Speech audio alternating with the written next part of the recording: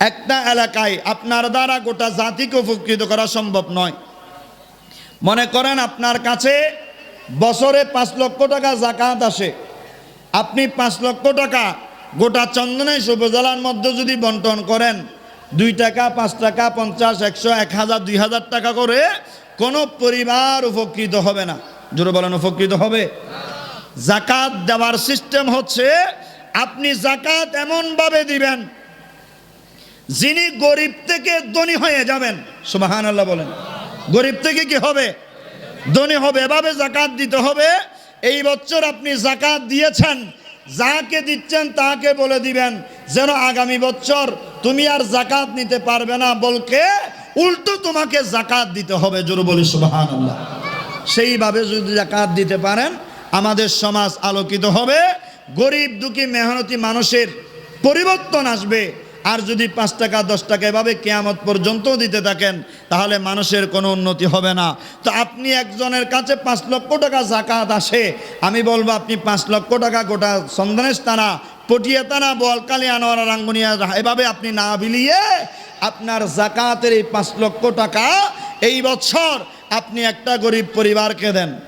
আপনার পরিবারের মধ্যে যদি আত্মীয় স্বজনের মধ্যে যদি ৫ জন গরিব থাকে জাকাত খাবার মতো, আপনি ৫ বছরে ৫ জনকে টার্গেট করেন।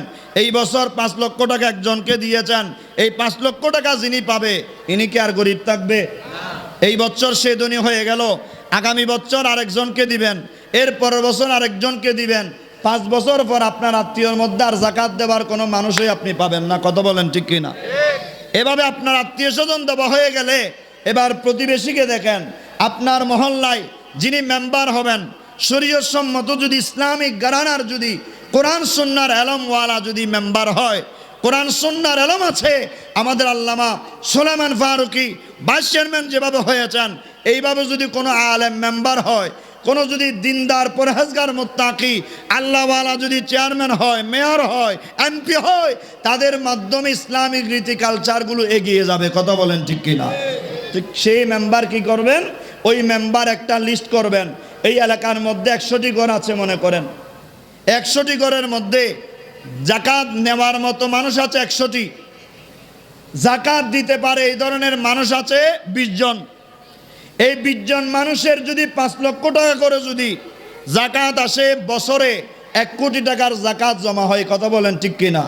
তো এই ১ কোটি টাকার জাকাতগুলো আপনি গোটা বাংলাদেশে না বিলিয়ে, আপনার নেতা আপনার পিছনে কে স্লোগান দেয়, আপনার পিছনে কে আপনাকে বাহাবা দেয়, এগুলো দেখে দেখে ৫০০ টাকা ঈদের বোনাস বলে বলে আপনি নেতাদেরকে দিয়ে খুশি না করে, আমি বলবো আপনার এলাকার ১০০টি ঘরের মধ্যে যারা গরিব পরিবার আছে এদেরকে টার্গেট করে মেম্বারকে নিয়ে বৈঠক করেন, মহল্লার ইমামকে নিয়ে বৈঠক করেন যে হুজুর আমরা ইসলামিক রেওয়াজ অনুযায়ী জাকাত দিব, আমাদের পরিবারকে আমরা কিভাবে স্বাচ্ছন্দ্য বোধে আনবো, আমাদের পরিবারকে কিভাবে সচ্ছলতা ফিরিয়ে আনবো, সমাজকে কিভাবে দরিদ্রতা বিমোচনে যেই জাকাত আমার নবী ভূমিকা রেখেছেন, সিদ্দিক আকবর ভূমিকা রেখেছেন, ফারুক আজম ভূমিকা রেখেছেন, এই ভূমিকা আমরা কিভাবে রাখতে পারি।